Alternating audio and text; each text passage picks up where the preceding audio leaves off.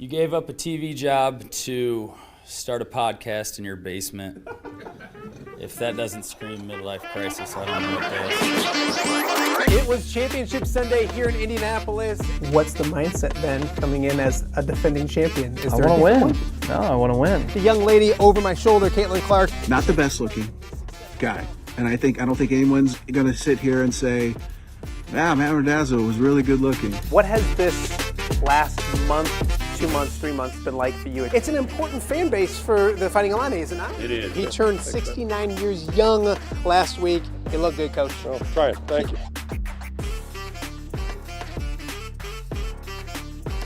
Welcome to Off the Air with Matt Randazzo here on a Wednesday in the Quad Cities, Wednesday, June 24th. Thank you guys for joining us. Hopefully we can help you get through your hump day as the week continues to move on. The month of June continues to move on. July will be here before we know it. 4th of July, the halfway part of the summer, or point of the summer, if you will. So a lot to get to here on today's show. Thank you guys so much for joining us. If you're watching us live on YouTube, thank you for that. We appreciate that. Make sure you have subscribed, liked, comments, all those kind of things. Help us out a bunch. If you have not subscribed, please do so, and then tell a friend or 2 or 10 about what we're doing right here in the Quad Cities each and every weekday morning at 10 a.m. We're also live on X. X has been very, very good to us as well. Make sure you're staying interactive with the show. Some great guests today, as every day, and also a way to chime in, to complain, to compliment, all of those kind of things. Go to our YouTube chat that's going on right now. We have some everydayers who are chatting all the time, and then several people stop by and ask questions, so we appreciate that. So please do that as well.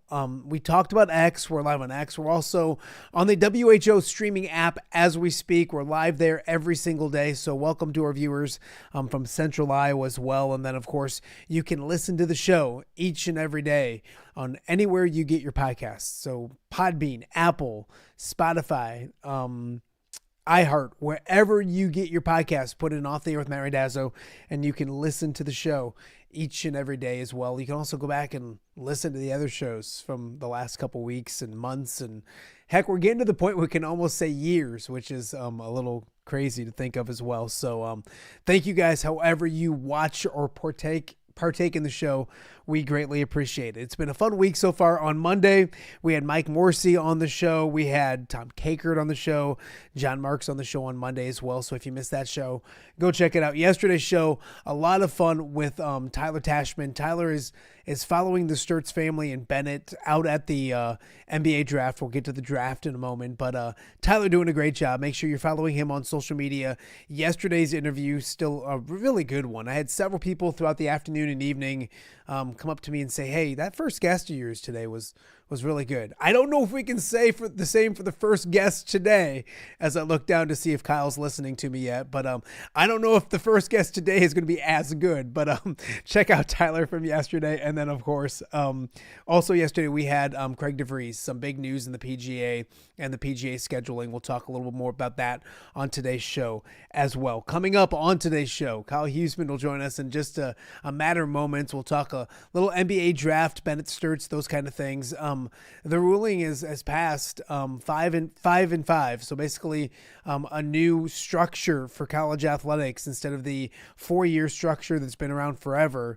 Now players have 5 years starting after they graduate high school or turn 19 to play 5 seasons if they'd like. But we'll talk about how that affects not just big picture in the future, but rosters today and next year, because there's going to be several players, especially for the Iowa women's basketball team, that'll have a opportunity to probably play another season in Iowa City if they'd like to as well. So Kyle Huesmann coming up. Also, Kedric Prince coming up as well. Some good personal news we're going to talk to him about. And then, of course, Keaton Wagler drafted yesterday as well. Morez Johnson drafted number 9. I want to get his thoughts on that as well. A young man who started at Illinois, went to Michigan, now a top 10 pick in the NBA draft, and someone I know Ked is known for a long, long time. So we'll talk to him about that. And then your FCA Story of the Week, a good one here in the Randazzo household. Dan Pearson stops in at Don Morris Gym and checks in on the Alleman Pioneers and a guy who's returned home, Pat Rangel, back for his second stint with the Pioneers. So all of that coming up on today's show. A lot to get to. We'll start with the NBA draft and kind of go over quickly what happened last night. And we'll start with what we talked about. The 5th pick of the NBA draft went to the Clippers, and it's the Fighting Illini's standout, Keaton Wagler going number 5 overall. It's the first time since 2005 and Darren Williams where an Illini standout has gone in the top 10. Keaton Wagler going number 5 overall. So good news for the Illini. Of course, Brad Underwood was there. The entire staff was there. So a ton of great momentum for Illinois basketball. And Keaton Wagler, a great story and everything he's done and accomplished. A young man that, of course, was under-recruited and went from being under-recruited and in the year now a top 5 pick in the NBA draft. Speaking of great stories, this was the site last night, courtesy of Iowa men's basketball, of Bennett Stirtz, and a important phone call and an important moment in his life. The Memphis Grizzlies select Bennett Stirtz from the University of Iowa.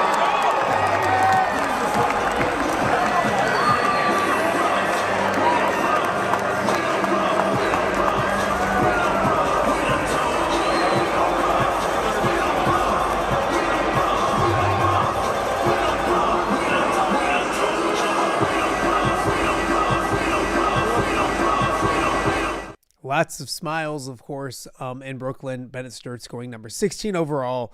The original selection to Memphis, that traded to Oklahoma City. So Bennett Stirtz will now join Peyton Stanford, another former Hawkeye, and a really good organization, and immediately probably compete for championships. So we'll talk about Bennett Stirtz with Kyle Huesmann here in a second. One more interesting note towards the end of the first round of the NBA draft, Joshua Jefferson going in the first round to Minnesota at 28 overall. That part of the Brooklyn trade for Julius Randle, so he'll go to Brooklyn. It's the first Cyclone player. I found this kind of surprising. First Cyclone drafted in the first round since Tyrese Halliburton back in 2020. Obviously, Iowa State has had a ton of success in recent years, so kind of surprised it's been since 2020, and Tyrese Halliburton not that far away. It's not like it's 10 or 20 years ago, but congratulations to Joshua Jefferson. Of course, the second round of the NBA draft coming up tonight, and everyone will have their eyes on that as well. So we'll talk more NBA draft, I should say, and much more. And we'll bring in our first guest, Kyle Huesmann, joining us on Off the Air with Matt Randazzo. Of course, everyone knows Kyle as the women's basketball, baseball expert, but we're going to talk a little basketball with you when it comes to the men's side of things. Your thoughts when you kind of align OKC and Bennett Stirtz? It seems like a good fit, doesn't it? Yeah, I mean, I wouldn't say I'm an NBA expert, but certainly, I mean, a team that is, like you said, a contender right away. So that's fun for him. You know, guys that generally you think of the draft, whether it's MLB or NBA or NFL, you think of going in that top 20, that top 15, that top 10. You think of going to a team that, you know, is trying to build towards being a contender. But certainly he's already with one that next year, I mean, potentially he could be getting a ring because Oklahoma City's that good. But it's really cool for Iowa because, you know, I have the list up here. Certainly the Murray twins recently being first-round draft picks, but you have to go all the way back to 1998 then after the Murray twins for the last time that they had a first-round draft pick. So, Wow. And, you know, you have, you know, the Luka Garza, Joe Wieskamp, Aaron White, you know, Devin Marble. Those are guys who were all drafted and all in the second round. But it's been a while since Iowa has had these guys for a stretch that are going first round. You had Keegan and Chris and now Bennett. So it's cool to see Iowa guys drafted in those early round or early picks of the draft. And Bennett's a great story. I mean, from where he went with Northwest Missouri State to Drake to Iowa. You know, you don't see too many of those stories and having them pan out and turn into like a top 20 pick in the NBA draft. I mean, a lot of these guys are, you know, your Dukes, your North Carolinas, your Kentuckys, things like that. So to see Bennett kind of turn his career into what it has been, and hopefully he has a great NBA career. It's one of the better stories over the last few years, I would say. Kyle, you have to help me. You said first round pick besides the Murrays since 1998. I want to put myself in trouble. I'm going to try to. I can't figure out who that is. Don't tell me yet. We're going back to the end of the Dr. Tom era because 99 was the end of Dr. Tom. I'm trying. Was it Andre Woolridge? No, because he was still part of the 99 team. Oh, my gosh. When I hear this, I'm going to be so mad. People are probably on the chat yelling at me for not knowing. Is it pretty simple? Is it like you're an idiot, Dazzo, I can't believe you can't think of this? Well, I wasn't born in 1998, though, so it's not easy for me. Yeah, that's awful. Is it? Okay, so it's got to be Ricky Davis. Yes, that's who it Okay, is. and I'm sitting 21st here. overall. He's a Davenport North native or alum, if you will. I guess he's also a native of Vegas. I think that made people mad back in the day because he changed his hometown to Vegas instead of Davenport. But damn, man, that is a long. You weren't born then. Shut up, Kyle. I don't want to. That'll do. All right, that's it for Kyle today. No, I'm just kidding. When you look at the overall picture, you talked about for Iowa basketball, what it does, but the story's crazy, Kyle. To have somebody like that was a zero recruit. A 0-star recruit. I don't want to say zero recruit, 0-star recruit, D2 to D. He's proven it at every level. I have no reason to think that he's not going to continue to do what he's done at the NBA level. I know it's the biggest of all jumps, but his skill set translates, doesn't it? A jump shot's a jump shot, isn't it? Yeah, and watching Bennett do what he did at Northwest Missouri, well, I shouldn't say watching, but seeing what he did at Northwest Missouri State and then translating it from there to the D1 level at Drake and then translating it to the Big Ten. Yeah, of course, the NBA is the highest level of basketball, so it's going to take another transition, but he's probably been told, no, you're not going to be able to do that a couple of times. I mean, certainly people probably said that when he went to Drake. Maybe not a ton of people because Northwest Missouri State to Drake isn't exactly like a highly publicized move. But then certainly from Drake to Iowa, there were a lot of people that probably said, that's not going to work out. You can't take, for the full team, you can't take a team of Drake players and make it work at Iowa. And certainly Bennett Stirtz, he's not going to be able to do what he did at Drake and do it at Iowa. So I would caution people from saying, no, you're not. Now, is he going to come in and score, 15, 20 points a game as a rookie in the NBA? No. But to say that he's not going to be able to pan out in the NBA, I think that there's a lot of evidence to say that you shouldn't tell Bennett Stirtz that he can't do something. Yeah. But I think it's big for the early stages of Ben McCollum's time at Iowa, because not only Bennett, but again, to have those guys that some of them that stuck around with him from Northwest Missouri State to Drake to Iowa, some of the guys that were at Drake that came to Iowa, he had a good team last year. I mean, they made the Elite Eight. So that shows that he can develop guys that maybe coming out of high school weren't the high 4 or 5-star guys, but managed to turn them into a very good team at Drake, and then managed to turn that into an Elite Eight team at Iowa. I think that's a really good advertisement for him as a head coach, and certainly Bennett Stirtz going 16 overall. That's a very good advertisement for what Ben McCollum is as a head coach, and that'll be very helpful for Iowa going forward. Absolutely. Kyle Huesmann joining us on Off There with Matt Randazzo. I want to talk to you about the 5-and-5 rule that's coming to college basketball and some Iowa women's basketball stuff in a second. One more men's basketball thing.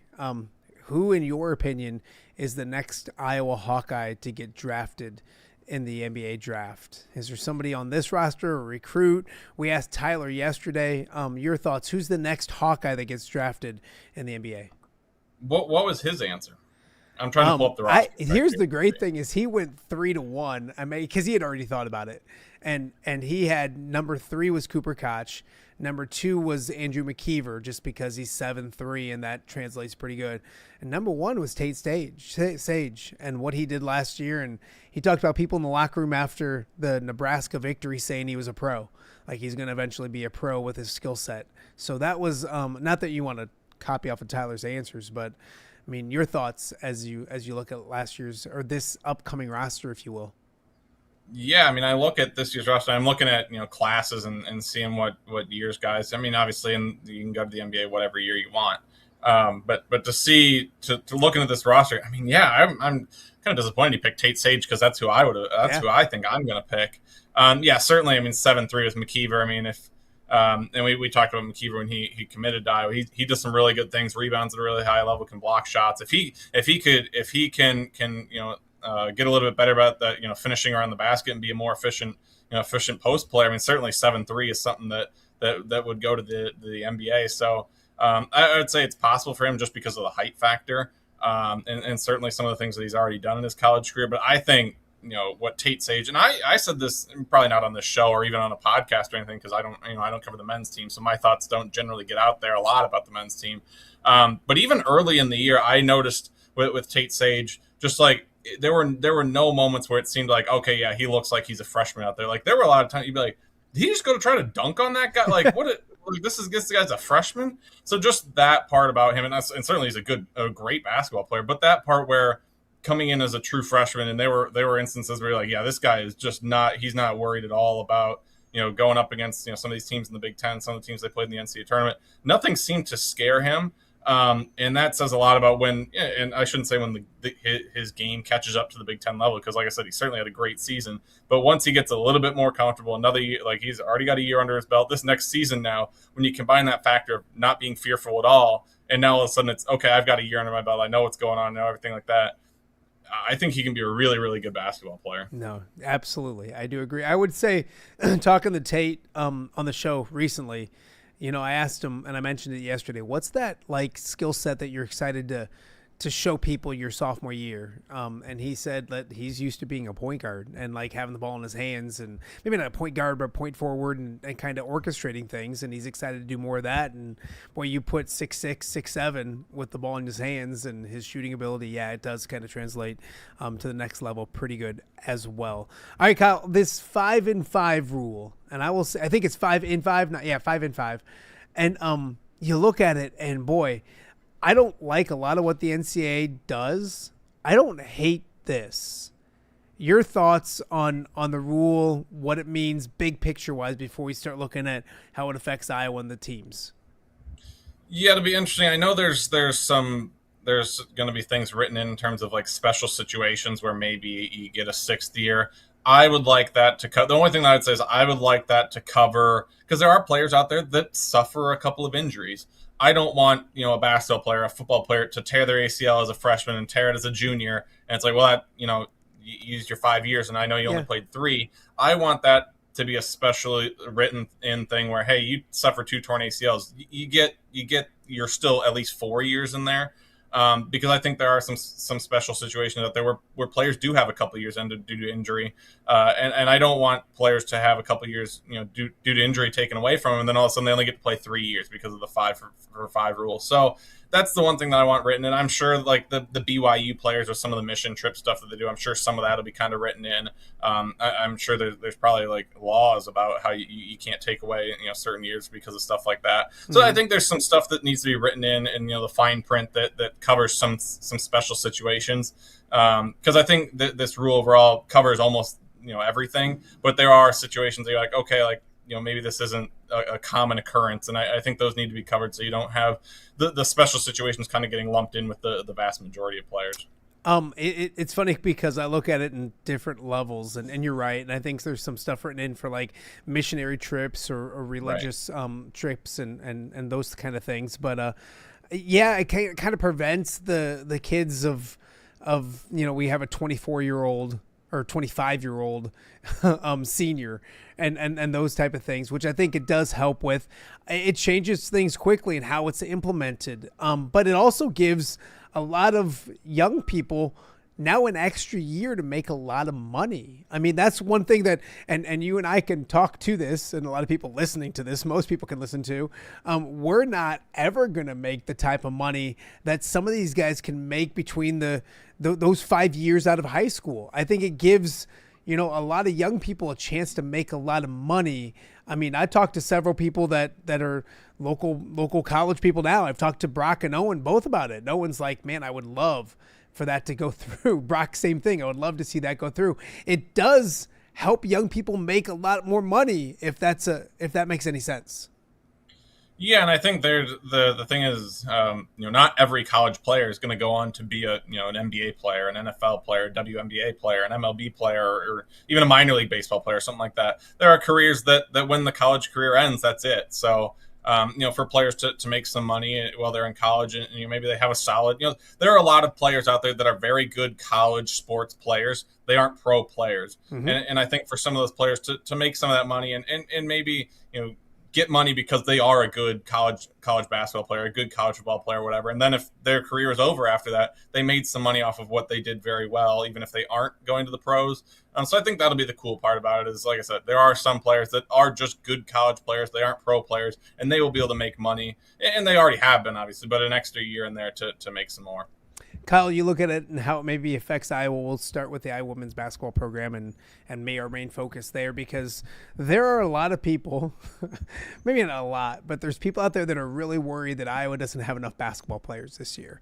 I guess my first question is, did Jan take into account what might be happening with this year's class and filling it up, or is that just what it was going to begin with? Because now you're looking, and you can talk more to it, but there's probably a couple seniors to be that'll now be available for another year in Iowa City. How does it affect the Iowa women's basketball program? Yeah, it'll be really interesting because like you said, there are two seniors with Amari Whiting, the transfer from Oklahoma State, and then Bria Medina, who comes over from Knox College, that now have an extra year of eligibility. And because of that, it'll be interesting to see what happens immediately with this. Well, maybe not immediately, but next offseason in terms of, you've got a 2027 recruiting class right now that is currently ongoing. You already have one commit with Jada Stoibert. They've had a couple people come in for official visits and stuff like that. Does this affect how they want to fill out that 27 class? Because, hey, maybe an Amari Whiting is going to stick around for another year. Maybe a Bria Medina is going to stick around for another year. And certainly it helps to have that extra year in terms of maybe next year going into the portal, you say, maybe we don't have to get this position because we do have one of these players available. And that might not just be for next offseason, but off seasons going forward, where all of a sudden you look at the juniors. Now they have 2 more years left. The sophomores have 3 more years left. It'll be interesting to see how coaches deal with this in terms of roster construction, knowing that all of a sudden everyone on their current roster just got an extra year. So I think it'll be really interesting to see how Iowa handles it. The thing that I was going to mention about is like a player like Amari Whiting is coaches are going to have to weigh, and maybe Bria Medina as well. We don't know what sort of impact she's going to have coming over from Knox College. Obviously, that's a big transition to go from that level to the Big Ten. But Amari Whiting is kind of the one that we know is going to come in and play a big role, potentially be a starter. She started 97 games in her college career. She brings over a lot of leadership. She brings over some offensive skill set that maybe Iowa hasn't had with that defensive stopper. Kelly Feuerbach did a great job with it, but now they have a little bit more versatility on the offensive end with Whiting. Is she a player that if she comes in and makes the impact that we think she can make, both on the court as a player and maybe in that leadership role, is that the type of player that if she comes to the coaching staff after this year and goes, I don't know that I'm ready for the pros yet. I've talked to these people. They aren't sure that I'm going to get drafted, whatever. I'd like to stick around for another year. Is an Amari Whiting a player that you say, no, are you going to find someone that fills that role better than someone like that? And I think that's going to be across the country. There are going to be teams that are going to have seniors that have good, maybe not elite players, because the elite players are probably going to go to the WNBA draft or go to the pros or whatever they're going to do. But there are going to be, again, what I was talking about, solid college basketball players that might be fringe, pro players that might want to come back for another year. And our coach is going to say, no, we don't want this solid basketball player back on our roster. Unless you have a really elite recruit in the wings, it's going to be interesting decisions for all these coaches. And Iowa's going to have one, at least with, in my opinion, at least with Amari Whiting. And if Bria Medina comes in and is able to maybe carve out a role, maybe you keep her around for another year. But certainly, I think Kate Martin would be a good example of, again, not really this rule, but a player that she tore ACL her freshman year and ends up having a 5th year. If that didn't happen, she's not playing in the WNBA because she carved out that chance for the WNBA because of that 5th year at Iowa. So you're going to have players like that might say, hey, I feel like if I stick around for another year, I can potentially turn myself into a pro player. And as a team like Iowa or other teams, coaches going to go out and say, I don't want this really solid basketball player anymore. I think it's going to be hard to say no to some players. How does it work on the other end? I think we think of the really elite players or the good players that are obviously Coach Jensen's going to say, yeah, I'd love to take her for another year. How does it work the other way around? Are we going to get to a point where we see, and probably already happens, but where coaches will say like, hey, this 5th year is probably not the best for you. Find another better place to. Basically, you can't cut them or tell them, but you can be very honest with them and persuade them that probably the best choice is to go someplace else. Yeah, and I think that already happens for, you might be a sophomore or a junior, and maybe your career hasn't panned out at whatever school, not just Iowa, but maybe any other school. And coach says, hey, like, you haven't really, we know that you want to play more, but your role is going to probably be the same next year. We're bringing in, so-and-so recruit, we're bringing in so-and-so transfer. You can stick around, but maybe you won't play as much, and players will enter the portal because of that. I think you'll certainly have situations where maybe you do have a senior that maybe has a role off the bench or doesn't really play that much, and maybe they say, hey, I want to come back for a 5th year, and you say, well, hey, we have this 5-star recruit or this 4-star recruit we're coming in, or we're bringing in this transfer. Like it doesn't really make sense for you to stick around. And because they do have a fifth year, maybe they enter the portal and go somewhere else to maybe a smaller school or a different school, or maybe they just end their college career at that point. But I think there's certainly going to be situations, but I do think there are those situations with other players on rosters where teams say, hey, you might play 5-10 minutes a game. We're bringing in this transfer that's going to help bolster our roster. It doesn't really make sense for you to really be here unless you really want to be here. So those conversations are already being had because of the way the portal works. But I think you are going to have maybe a few more of those conversations if you do have players that want to stick around for a fifth year and you're like, hey, we'd like to turn over our roster. We don't really feel like it makes sense for you to stick around for another year. It'll be fascinating. Same thing will happen for football. Same thing will happen for men's basketball. You look at men's basketball, they've signed someone already. They're in for, they're going to get a point guard, hopefully a Caden Daughtry or a Jackson Davis.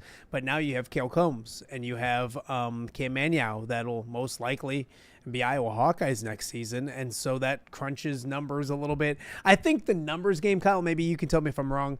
I think they'll kind of sort themselves out, because if you look big picture, and yes, you can have a certain amount of scholarships, but if there's going to be Iowa basketball players this year for the men's side and women's side too, that players are hoping to do certain things and they're not going to get the time and minutes they expect, and they're going to enter a transfer portal. Don't you think, I know a lot of people are like, well, how is this going to come to fruition? Because, it's going to kind of make rosters too full, but it's all going to kind of work itself out when it comes to the portal anyways, isn't it?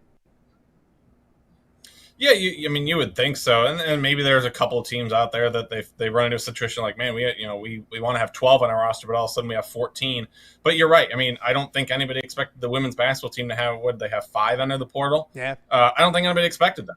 So going into the season, everybody like, well, no, they're all going to come back because Iowa women's basketball is great, the culture, the team, they're a top 15, top 10 team in the country. Now everybody wants to come back to that, and I wrote this at the beginning, or when those portal entries started happening. Not every team can hide from Iowa hid from it for a long time, but eventually the portal comes and gets you, and you're going to have losses somewhere. I think this thing will be the same way. There'll be players that, like you said, maybe they come into the season. I'm not even saying this from an Iowa, women's basketball standpoint, but every team's going to have players that come in and they feel like they're in whatever role, and maybe that role doesn't pan out during the season, and then maybe one of those seniors that we're talking about says, hey, I'm going to come back for another year, and all of a sudden they're like, well, man, my role is going to be the same again next year. And then you're going to have players that'll leave and things like that. So I think for the most part, it'll work itself out. But you'll probably have some situations where you'll be like, hey, I feel like our roster's getting kind of big, but I think those will be few and far between, just because, like you said, the portal will help figure it out at some point. I know workouts are underway. What are you hearing, but I know you get to see media's welcome soon. When's the first media exposure when it comes to this new look Iowa basketball team? It's tomorrow, Thursday. We get the chance to be at practice. I think for 30 minutes tomorrow. We'll get a chance to watch some practice. I don't know the list of players off the top of my head that we get to talk to. I think we talked to Jan tomorrow after practice. I want to say we get to talk to Taylor Stremlow and somebody else. So, yeah, I mean, it'll be our first chance tomorrow to see the Iowa women's basketball team. And again, it's a team with a lot of newcomers. Danny Carnegie will not be there, I don't believe, because she's doing that 3-on-3 thing with Team USA. So I think she won't be available until the last practice.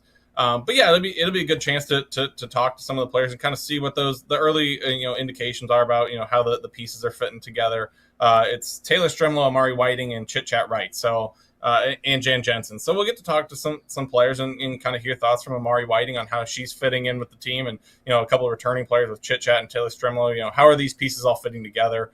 And that'll be the fun thing to watch. Is just for the first time some of these new players with our own eyes in person. And then to hear from some of the players, because I talked about this, I think, a couple shows ago. They've done the hard part, which is assembling the roster. They went in the portal, they got the pieces they felt like they needed. But now an equally hard part is making sure that all these pieces fit together and making sure that, Amari Whiting learns the game of a Taylor Stremlow, or learns the game of an Ava Hayden. Ava Hayden learns, what does a Danny Carnegie do? What does an Amari Whiting do? How do I work with them on the court? And that chemistry on the court is going to be something that's going to take, in my opinion, most of the summer, and if not into the fall, to build, because there are so many new pieces. So that'll be the fun thing to hear is what do they think so far over the first week or so? How do you feel like these pieces are starting to fit together? And I'll certainly have a few observations from what we get to see in practice. I always cross my fingers that we'll get to see some live action with maybe some getting up and down the court, but generally that's pretty hard for us to get a chance to see. No, absolutely. Kyle will have it all covered on the Hawkeye Report. Hey, Tom was on here on Monday, and I said, who impressed him the most on Saturday at the golf outing? And he said Kyle Huesmann played really well. You were hitting it nicely? You were happy? I was. I played with my dad the day before on Friday. I shot an 88 at Byron Hills in Port Byron, which was all right. I feel like I was better than that. But the last 2 years now, I've swung it really well at the golf outing, which is fun because it's fun to play well around other people. But the problem is I'm not playing by myself. So Yep. there are holes where I'll stripe a drive down the middle of the fairway, and Bailey took the pink ball up to the ladies' tees and hit it 20 yards further than me. And I'm sitting there middle of the fairway, and they're like, well, we'll take Bailey's because it's 20 yards further. And I'm sitting like, man, that would have been nice to be playing by myself. So that's always the hard part about playing in a golf outing like that, where sometimes you hit a good shot and you take someone else's, and it's like, man, if I would have been playing by myself, I wonder what I would have shot. But yeah, I was happy with how I played. Now the thing is transitioning that into the next time I go to the course.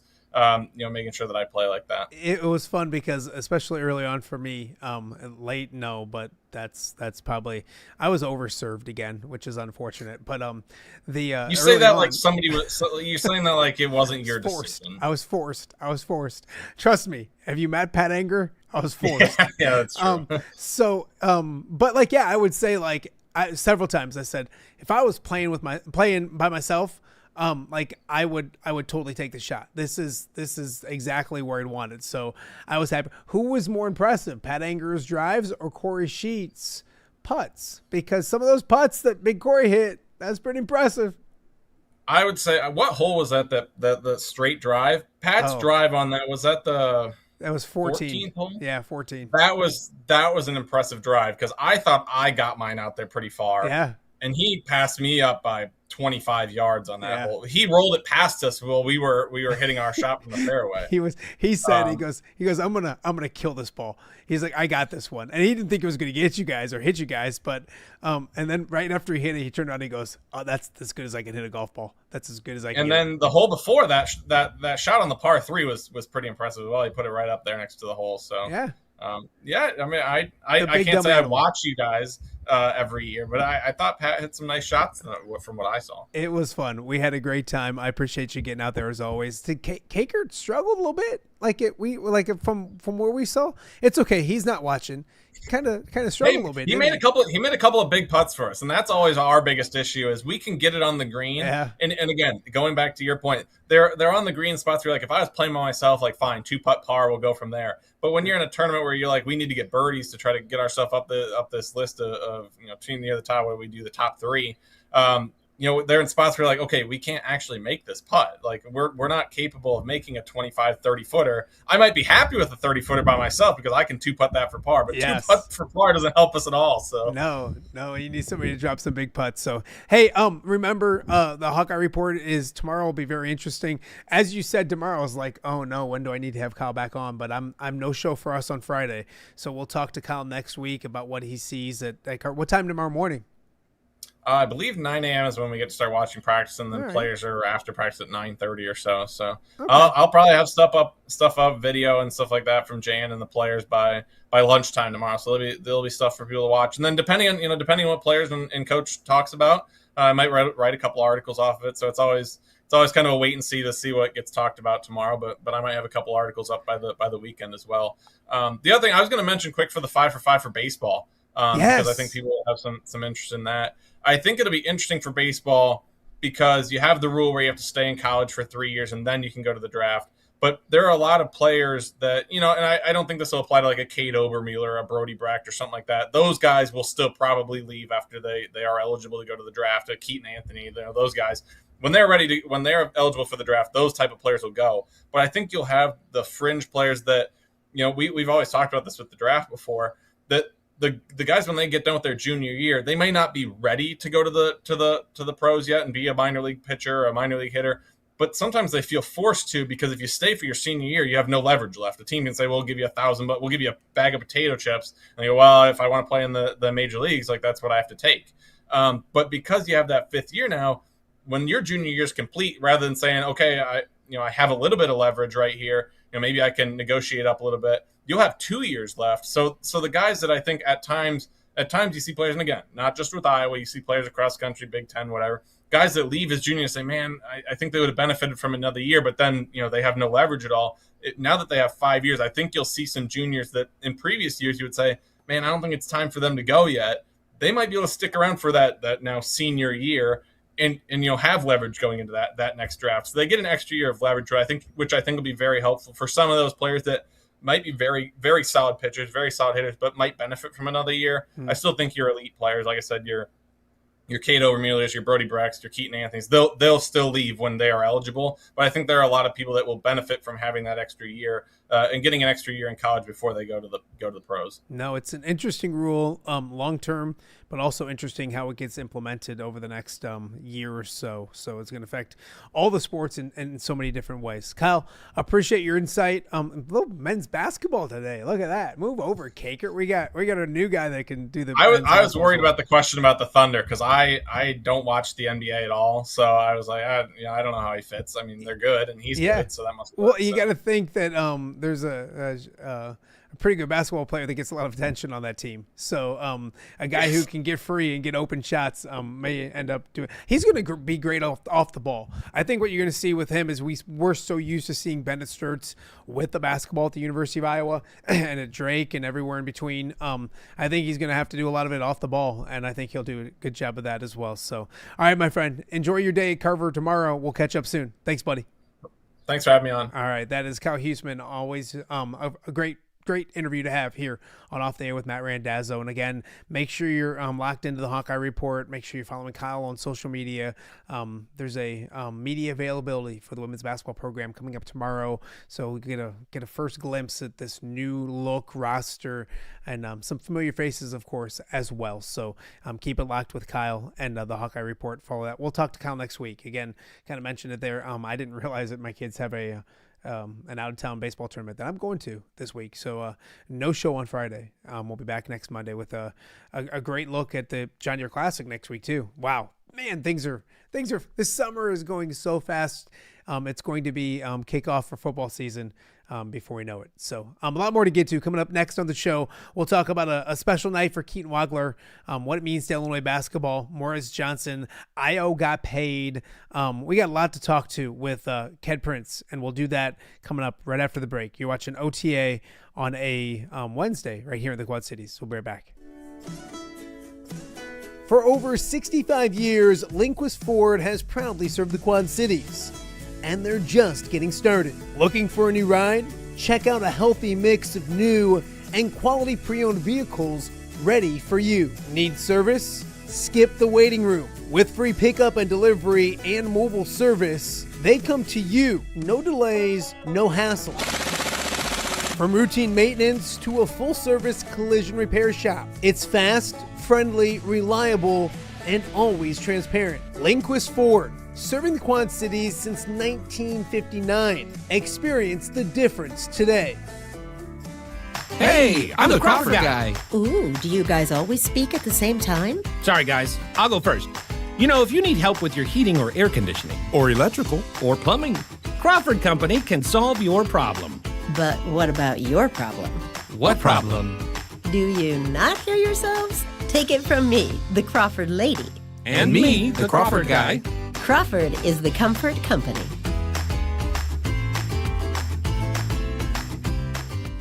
This summer, light the fuse on something bigger than fireworks. It's red, white, and you at the John Deere Classic. July 1st through 5th with world-class golf and 4th of July energy you can feel.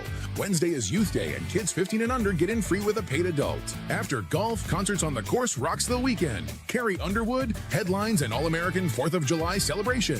And Old Dominion closes out Sunday. Stars, stripes, summer tradition. Get tickets now before they're gone at johndeereclassic.com. Welcome back to Off the Air with Matt Randazzo here on a Wednesday in the Quad Cities, continuing our talk about the NBA draft last night. And it was a good night for Iowa, Illinois, and Iowa State fans. We've already talked about it, but all three schools having someone drafted in the first round of the NBA draft. Of course, it started at number 5 with Keaton Wagler going to the LA Clippers. And here to talk about the Illini and a whole bunch more is Grandpa Ked. Is that what they call you? Because we have breaking news besides that. Ked, you're in the parking lot at the hospital. You just became a grandpa for the second time. Congratulations, my guy. Thank you. You're right. I'm sitting in the parking lot making time for you. But yes, I'm sitting in the parking lot going to go see my new grandson for the very first time this morning. Okay, so 2 grandbabies, 2 grandsons. Coleman is already a legend. I've yet to meet Coleman, but I feel like the first time I'm going to meet him is when he's in a box and I'm going to do an interview with him because Coleman can go. But Kane is here, so we're keeping with the K tradition. Kane, Prince, tell me about the name, the K's, and almost maybe a near miss, almost. Of course. So I was really random. When I had my kids, I wanted to keep them in the K. So Kent was Keelan. Keelan Ritchie was a famous not famous. He was a good basketball player that played at Alleman, then he went to Rock Island. Yeah. Then when Kennedy came, I thought, I want to make her somebody really intelligent. So I thought of the president, John F. Kennedy. So I thought, okay, so we named Kennedy. Then Coleman came because we're Illinois fans. So Coleman Hawkins. Okay. Even though his starts with a C, we did with the K. So Kane came about, but I'm going to tell you, it was going to be Keaton, like Keaton Wagler from Illinois. So there was a real good possibility. The mom wasn't feeling it, so Keelan had to go with Kane. So, but we kept the K's in the family. Hey, mom did all the work. Okay, she gets a say me. in this thing. She gets a say in this thing. And then because I'm C's, like we have all C's. Charlie, Colton, Chase, and Carson. So we're all C's, kind of like my report cards back in the day. All C's. C's get degrees. No, and we didn't mean to. We started with Charlie, and then we went Colton. And like at that point, Jen's like, well, we've started with the C's. We might as well keep going. So we went Chase and Carson for the last 2. So, hey, congratulations. That's cool. You're an idiot for taking time for me, but I always appreciate it. It was so almost Keaton stealing the show from Keaton Wagler. We're going to start with that last night. Obviously, we knew he would go high. We thought top 5. Talk about the fit. I don't think it surprised you at all, but they really loved Keaton Wagler from the start, didn't they? They did. I'm not surprised at all. I mean, the most disappointing thing to me is that in today's world, not me and you, but a lot of people are so negative, and they always want to find the negative in every kid, not just Keaton, but everybody else. So what I mean by that, he was a top 5 pick, so let's not forget and lose sight of that. But people complained about him not being athletic enough. People complained about him not being able to dunk a basketball. You know what? He was one of the best players in college basketball. He was a unanimous All-American. He was on everybody's all-freshman team. He broke not only Illinois records, but Big Ten records. But because he wasn't athletic enough, people had to be negative and critical. And what it does, it fuels to fire a kid like that. We've all heard the story that he was not highly ranked coming out of high school, and Brad Underwood said it last night. People messed up. They missed on the kid. And he's heard all those things, because I've talked to his father, Logan, many times, and they don't say it publicly, but it does fuel him because people, they doubt him. And he's going to Los Angeles with a chip on his shoulder, so to speak, but he's not going to be the guy. I think a lot of people are not sold on him because he's not a rah-rah guy. He's not going to get in your face and dunk on you or make an N1 and show you up. That's not who he is. But for some reason, people just aren't sold on him. I don't know what the future holds, but I'll tell you this. He was drafted number 5 last night, the 5th pick, life-changing money for his family. And at the end of the day, what I think and all these other people, negative or positive, it doesn't matter. Yeah. Ked, you look at it, and his game, I think, translates to that level. I know athleticism is a big thing, and if they want to knock him for that, which I don't see it, but I'm the most unathletic guy in the world, so I don't see the unathleticism. But I think he can fill it up. He can score at all 3 levels. He showed that the best conference in all of college basketball. Why wouldn't that translate to the next level, especially the part about scoring at all 3 levels? He's an outstanding shooter at all 3 levels. That translates in today's NBA, doesn't it? It does. And here's the deal with NBA. You have to be able to shoot the basketball. He's one of the best shooters in the game. Yeah. I don't understand. And he's a legitimate 6'5". You know how coaches, when they get a player, they'll lie and say he's 6'8" when he's really 5'3". I'm being sarcastic here. But my point is, he's a legitimate 6'5". He can shoot it. He has really, really good footwork, and he's crafty. You hear now the term high basketball IQ. Here's Keaton's. Keaton is a type of player, and me being a loser because I studied the game so well, hard. When Keaton gets an advantage over a player, if a defender comes out with him with the wrong foot, when they wall up and chest up against him, he's attacking the opposite foot. That's why he's able to get to the basket. And I can't believe coaches at the Division I level haven't figured it out. You think about his shooting ability, but I was watching the Iowa game the other day because there was the Illinois Day on Big Ten Network, and I thought Iowa did a good job defensively. I just think, and I heard, Ben make the comment that they made mistakes defensively. Maybe that's what he was talking about. Because if you go out and attack him with the wrong leg, he's getting to the rim. And he finishes, and if he doesn't, he's a willing passer. So, his game will translate to the NBA. And I think Bennett's, I know you're talking about Keaton Wagler, I think Bennett's will as well because he's a good shooter. And guys like that who can really get their shots at this age like that, that's impressive, man. What they need is a chance, and I think they're gonna, because these teams draft those players so high, they're gonna give them a chance versus a player that was drafted 30 or in the second round. Those players don't, not all of them. We know Jalen Brunson, but a lot of those kids don't get a chance to stick around. Bennett and Keaton are gonna get a chance at that. I want to talk about those two. We had Tyler Tashman on yesterday, and their stories are unique. Keaton's is unique as can be. Bennett's is obviously extremely unique. They know each other. They grew up in the same area, not like close, but in the same area. And Tyler Tashman was on the show yesterday, and he talked about seeing the Waglers and the Stirtzes because Tyler Tashman's following the Stirtzes around on Sunday evening in a hotel. They saw each other and had a great conversation. I want to play that for you and to get your thoughts on it because two really unique situations. Take a listen. So on Sunday, we were standing in the lobby of the hotel, and the Stirtz family and the Wagler family were, they know each other. They were talking, and Bennett was like, no one would have thought we would have been here because, Wagler was that overlooked recruit. They're almost teammates at Drake. Right. Yeah, Drake recruited him, but both of their stories are just kind of off the wall and, hard to believe, both being from the same area as well. But Wagler being someone who just kind of exploded onto the scene as a freshman and helped Illinois reached the Final Four. Of course, they end Iowa's season in the Elite Eight, and then Bennett Stirtz being that D2 to first round pick type guy. But Bennett was just kind of like, no one would have thought we would have been here, and now they're both there as Wagler, I think. I love it, Ked, because their stories are similar. Iowa, Illinois fans don't like each other. They argue, but this past season they had two guards that had a lot in common, and two of the more likable, I think, basketball players that both sides had to appreciate. You appreciated Bennett Stirtz as an Illini fan. And I think Iowa fans appreciated what Keaton Wagler was doing at Illinois. Am I wrong? No, you're not.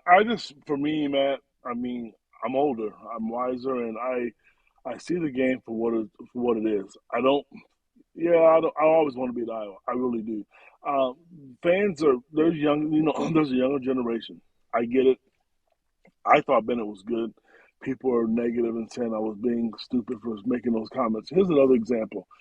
Dusty May left the Big Ten, and I think I posted on my Facebook and my Twitter page my thoughts on it, and I don't care what people think. But my thoughts were factual. The fact that Dusty May won a Big Ten title, the first time the conference has had one since 2000, it's 26 years. He's recruited well. Michigan, to me, I don't see it as Indiana. I don't see it what Illinois was. They've had some good years, don't get me wrong, but the tradition part of it. And these people are so negative because they want to see him leave. You need the conference to be good because I'm going to tell you right now, I'm sorry, Big 12, but it's the Big Ten and SEC. Yep. Michigan won a football title, 3 years ago? You need Michigan to be relevant. I'm sorry, because you need Michigan to be good, to compete against the SEC schools. You need Ohio State to be good in football, and and et cetera, on down the line. So the fact of the matter is, people are so negative about Iowa. I've never been a conference guy. I used to be until a couple of people took shots or whatever. But I guess that's people being immature. But I don't care. If Illinois would have lost to Iowa, I would have been mad just because it's Iowa, but not like the type of upset that I was 20, 30 years ago. Iowa had a special player. He's top 20 pick in the NBA draft. How can you get mad at that? I mean, and the story is great. My daughter played Division II basketball. When I thought about that, I mean, it's a different situation, but I thought, you know what? It's doable. Yeah. You know, Keaton Wagler, he was a nobody. I talked to his dad. His dad said to me that he didn't think Keaton would even – he found out Keaton was starting when they went to an exhibition game. He had no idea. So, you know, there's a lot that goes on in these people's lives. These kids are they're changing their families' lives. I'm just not a jealous person. I never have been. I'm not going to be hateful. But to me, I'm happy for both kids. And I'll tell you what, from a recruiting standpoint, I know this is about Illinois, but it's going to help both programs. Absolutely. I mean, Bennett, you know, is going to be able to help recruit because you can say, I'm responsible for this kid. I coached this kid. You mentioned, and that's, I want to follow up with Illinois. What did last night do for Illinois, big picture wise? I mean, it's hard to do more than go to Final Fours, and this isn't the first guy they had put in the NBA draft, but this continues a tradition. Now a top 5 pick once again. What does it do for the brand of Illinois basketball? Because you saw Brad Underwood there, and I think like every assistant possible. Hell, Colton Sigel might have been there for all I know. It seemed like the whole staff was there. What does that say about Illinois basketball and the brand being front and center last night on national television? This is a fact. Whether people like Illinois, can't stand them, can't spell it, whatever you want, they are a national powerhouse right now. They are recruiting at an elite, and I don't like that word, a very elite level. They have a kid named Quentin Coleman who's down there right now. And I'm going to tell you, unless the sky falls in, he is probably going to be another lottery pick. I'm answering your question because the talent is there. You look at the 2027 draft board, David Merkovic is on that draft board. The Ivica brothers, because their game translates to the NBA. Yeah. I don't like the NBA style of basketball in college. I don't. I just can't stand it, but I understand why you do it because it's attractive. They're getting players. They're getting 5-star recruits. And you mentioned what Keaton did. Io DeSumo signed the biggest contract in Illinois basketball history. You had 2 guys going the first round last year, Will Riley and Kasparis last year. So then Terrence Shannon a couple years ago. It's selling itself. I mean, you walk into the urban basketball complex and you see the older guys in the NBA, but not all the new guys. So it's easy to get a kid like Quentin Coleman. When people see this kid play, and I don't want to contradict myself about Keaton Wagler, but this kid is a Keaton Wagler square. This kid is really good. He is. They had a basketball recruit on campus last week, and he was able to watch them work out. And I said, who impressed you out of all the players there? Quentin Coleman. So there's your answer. No, absolutely. 2 more, and then I got to get and see baby number 2, Morez Johnson going, and it's a different weird story, and I don't think Illinois fans are cranky because things went well and fine for Illinois. They went to the Final Four, but this is a kid who bet on himself. Moved to Michigan to maybe expand his game. I think, and you would probably agree, that he probably could have expanded his game where he was at Illinois. But for some reason, he goes to Michigan, and he goes from transferring to being a top 10 pick in the draft. If I told you that when he left Illinois, that he would win a national championship and be a top 10 pick in a year, what would you have said to me? It's not going to happen. I really would have. I didn't see them winning a national title this year. I just didn't. Were they good? Yes. But Morez, that's a funny story. I will tread lightly on this because the last time I had a conversation about Morez Johnson, it went viral. I told the truth about something and people didn't like it. So then they kind of fabricated. So I'm going to take the high road, be politically correct with this answer. This part's true. I love the kid. I saw him play as a freshman. If there was any basketball recruit that played at Illinois, I followed this kid probably more than any, other than probably Frank Williams, more than anybody. And I, fell in love with the kid's family. The kid was great. I liked him because he always responded to me. He committed to Illinois, I believe, when he was a sophomore, junior in high school. And he was good for the program, but I guess he was a little bit upset with how they utilized him in the system, and he went to Michigan, and there's a lot of people didn't think he played well. I thought he played well. I'm not gonna lie. Why am I gonna say the kid wasn't good? He looked better. And you're right. He would have got better at Illinois too. He really would have. There's no way you don't see players go down there and digress. So yes, he would have got better, but he was in a good situation. He was a good situation for him financially. I will always applaud a kid to make themselves better financially. I don't care what anybody says. You can argue about the education. It's a different day and age. Players are being paid today. Go get the money. Because as an adult, Matt, if somebody offered you a job where you can make $500,000 a year compared to what you're doing right now in the same field, you're going to do it. Yep. And so is everybody else. So I'm not mad at him. I think it looks good for the Big Ten. Big Ten was well represented last night with a lot of players put in the draft. Morez, no different. I think his game is going to translate. One guy who was in the NBA, has a son in the NBA, told me, Morez will never get drafted. Well, his son was drafted as a lottery pick last year. He was wrong because Morez went ninth. So whether he makes the NBA or his game, I tell you what, Dusty May is going to help him succeed. Yep. You can bet that. Dusty will put him in position where Morez looks really good.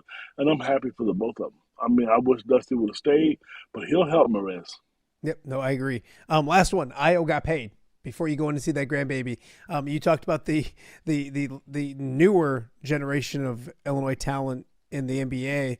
It started with Io, didn't it? And to see him, 5 years, $112 million, Ked? That sounds okay, doesn't it? Your thoughts on Io getting paid?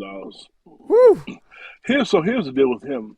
I love that kid too. Really good kid, and he just outworked. You want to know a story? People, if you're going to do some research, everybody told him he couldn't shoot. People told him he was never going to be in the NBA. People told him he wasn't good enough to play college basketball at the elite level. This guy, if you want to know of a guy who turned the program around, it's him. He could have went somewhere else for Morgan Park. He stayed there. He came to Illinois, couldn't shoot the basketball. He got better at it. Wasn't strong enough, got stronger. I'm just happy personally. I saw rumors about him possibly going back to Chicago. I'm a Bulls fan. I was glad. I'm very disappointed in the organization. I don't watch them play anymore. I was glad he didn't go back to Chicago. Minnesota is a good spot for him because they want him. He put his name on the map. I was doing a podcast last night, and they were talking about him moving up the scouting report because before he was in Chicago, they just put him in the corner. He would eat popcorn, talk to the fans. And Minnesota, he was involved. And I can't see him not playing or starting coming back, especially paying him that kind of money. But there's another kid that deserves the money because he put the time in. He did it the right way. He worked his butt off and he didn't complain, even though a lot of people, I was frustrated. I only watched the NBA. I watched Chicago because he was playing because I wanted to support the kid. But for the most part, this is good. This is life-changing money for him, and he deserves it. I mean, he really does. That's a lot of money. People, speaking of deserving, super happy you can go and see that grandbaby. Thank you and your family for coming out to my dad's golf outing this past weekend. It was beautiful weather. It was, and I mean this, it was weird because you guys pulled up, put you guys by us, and there's Ked and there's Keelan and Kennedy and Ked. I watched these kids grow up. I mean, and watched them in person. I've covered them. I know the health stuff and nonsense you've been through. You're going to see a second grandbaby. Life's pretty good. You're healthy. You're golfing. You got a great family. I'm just happy for you, my friend. Go see Kane and let me meet Coleman one of these days soon, will you? I want to see this little guy before he becomes too big. You'll see him on the golf course. Matt, he's amazing on the golf course.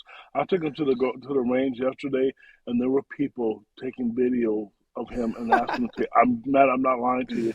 We bought him a new set of golf clubs, which you saw. Yeah. He's hitting that driver 50 yards, man, and he's 3 years old, though. I love it. It's impressive. I love it. Thank you. Congratulations, my man. We'll talk soon. Be good.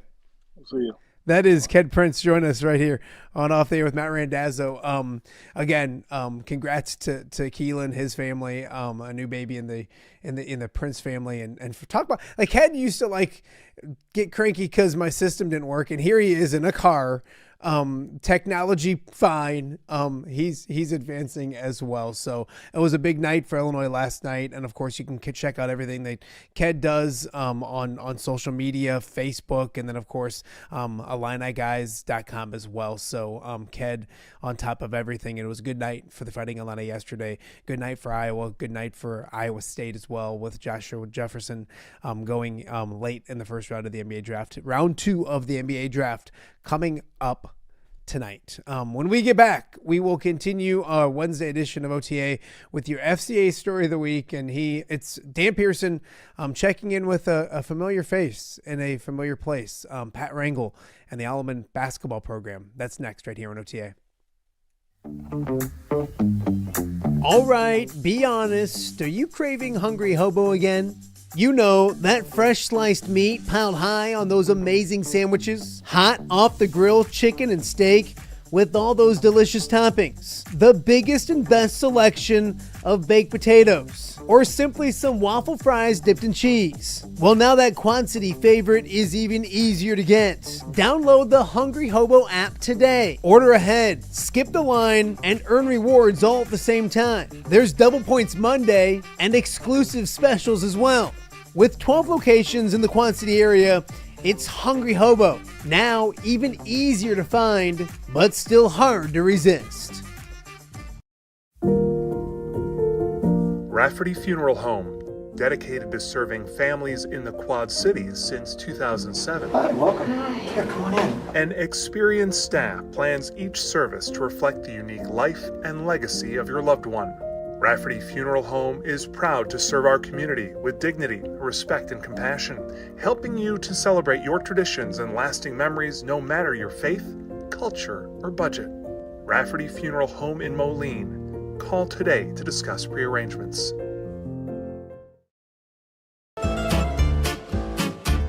When it comes to quality, convenient pizza, Godfather's Pizza in Silvis has you covered. Featuring a beautiful dine-in area, delivery, and a carry-out window. Godfather's Pizza is that pizza you grew up with, not a convenience store. You see, at Godfather's Pizza, the dough is made fresh daily. That mozzarella cheese is shredded fresh and never frozen. And those toppings are abundantly piled high each and every time. Locally owned and operated since 2010, Godfather's is a huge supporter of local athletes right here in the Quad Cities. So come on by and check them out at 1211 Avenue of the Cities in Silvis. Order online at godfathers.com and reunite with that same delicious pizza you grew up with. Welcome back to Off Day with Matt Randazzo here on a Wednesday in the Quad Cities. Wednesday, June 24th. Hopefully you guys are enjoying your Wednesday as we get ready for the John Deere Classic next week. Some new names announced today officially by the John Deere Classic. We'll get to that in just a second as well. A lot to get to still yet on the show. We'll look at what's going to happen next week with the John Deere Classic and get you set for our coverage as well. But it's Wednesday, and as Wednesdays always hold here on Off Day with Matt, I got to read a script here, so I got to put my readers on.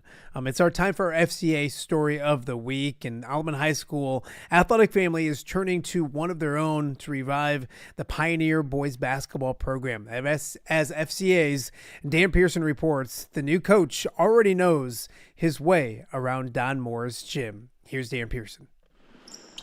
He's been down this road before. You always get a chance to coach your alma mater. You want to take advantage of it, and I just happened to be able to do it twice, so it's twice the fun, I guess. Pat Rangel's basketball coaching journey includes being the head Pioneer coach from 2011 to 2017.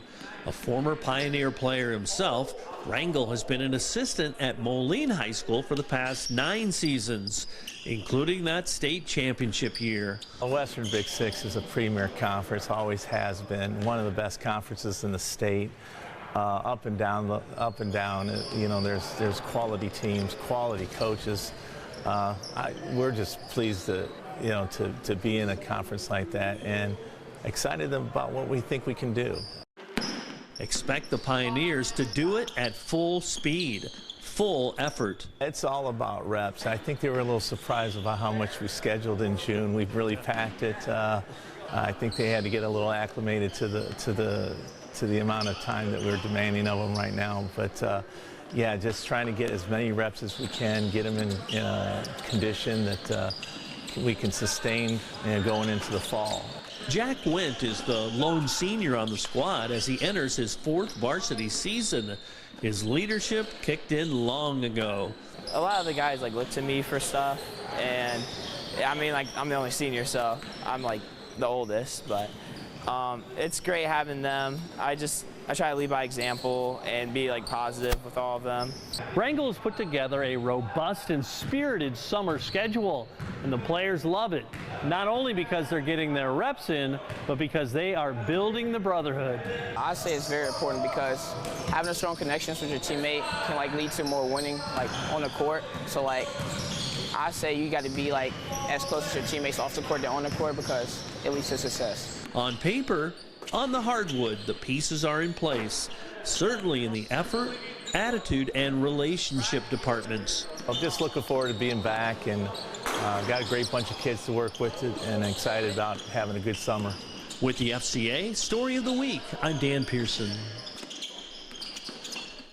Thanks so much, Dan. Of course, the Pioneers playing really well this summer. They have won. I'm trying to do some math in my head, but I know the Monmouth tournament was a really good one. They won that one. They won the small schools at the Justin Sharp shootout, and they went 4-0 last weekend out in Pella, Iowa. So it's been a good summer for the Pioneers. Hopefully that continues, and I'm sure it will with Pat Rangel at the helm, a really good guy. And you saw some of the veteran staff there as well with Coach Lutens and everyone else. So yeah, it's some good things going on at Don Morris Gym, to say the least. Of course, you can check out our FCA Story of the Week each and every week right here on Wednesday on Off the Air with Matt Randazzo from Dan Pearson. You can also check it out on WQAD on Sunday nights on The Score, and also on Tuesdays at WQAD News 8 at 11 as well. So we appreciate Dan and everything he's done, not just for the community, myself as well. Dan Pearson, one of the best in the business. When we get back, a couple new names officially make their names or their way to the John Deere Classic field list. We'll do that and much more. You're watching OTA on a Wednesday. We'll be right back. Hello, Dan Pearson here of FCA. Our team is thrilled to support Off the Air with our good friend Matt Randazzo. We share the view of the power of sport when it comes to relationships, including the influence of the coach. FCA believes the coach is the most influential person in America. Matt celebrates local coaches and athletes. His content is informational, insightful, and inspirational. Our Fellowship of Christian Athlete team loves partnering with Off the Air with Matt Randazzo while we engage, equip, and empower coaches and athletes in our 23 counties. FCA, the heart and soul in sports. View from the West, the podcast covering Illinois high school football. It's going to be a hard-hitting game. It's going to be great football. Weekly analysis and reaction from around the western side of the state of Illinois. This is the game we had circled when the year started. Follow along on YouTube and subscribe wherever you listen to podcasts. It's big-time football out there tonight, and I know we can play big-time football. View from the West. We got you covered.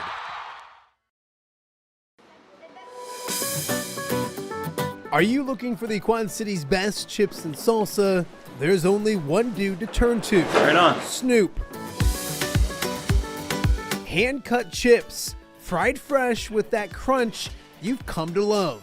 And the most addicting salsa with delicious fresh ingredients each and every time. Pick up your chips and salsa, queso, enchiladas, and much more at the Stern Center in Rock Island. To place your order, simply call the man himself. It's Snoop at 309-314-8197 and find out for yourself what the rest of the Quad Cities already loves.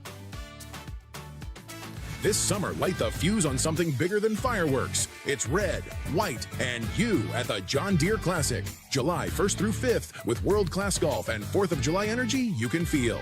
Wednesday is Youth Day and kids 15 and under get in free with a paid adult. After golf, concerts on the course rocks the weekend. Carrie Underwood, headlines, and All-American 4th of July celebration. And Old Dominion closes out Sunday. Stars, stripes, summer tradition. Get tickets now before they're gone at johndeereclassic.com.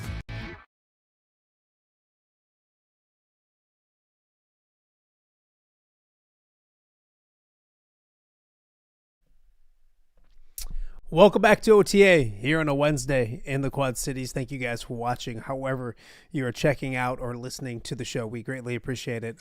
Some news from the John Deere Classic. It's been a busy time for the JDC, and of course, it can't get any busier than next week. The John Deere Classic officially arrives next week. Monday, we'll have our John Deere Classic preview show right here on OTA. On Tuesday, we won't have a show, getting everything moved out to the course, and also I'm emceeing a few events at the course itself. And then Wednesday, Thursday, and Friday will be live from the Stonehouse and Andrew Lehman's office out at the John Deere Classic. We'll also be around on the weekend as well, probably hop on and do a few little things on the weekend as well as we get ready to crown another John Deere Classic champion. Of course, it's been a busy week for John Deere Classic news, for PGA news. Yesterday, the announcement of a new format when it comes to the PGA starting in 2028. Basically, it leaves a lot of unknowns for the John Deere Classic. What we do know is this year, next year, the John Deere Classic is going to be fantastic as always. The new system will have a championship series and a challenger series with events on both. Where the John Deere Classic will land in that, I think we'll continue to find out over the next several weeks and months as we move along. But a little uncertainty when it comes to that. Here's what I will tell you. The John Deere Classic has been faced with an uncertainty before. This community and golf has gone hand in hand for the last 55 years. It'll continue to do that. So I think the long-term future is bright as can be.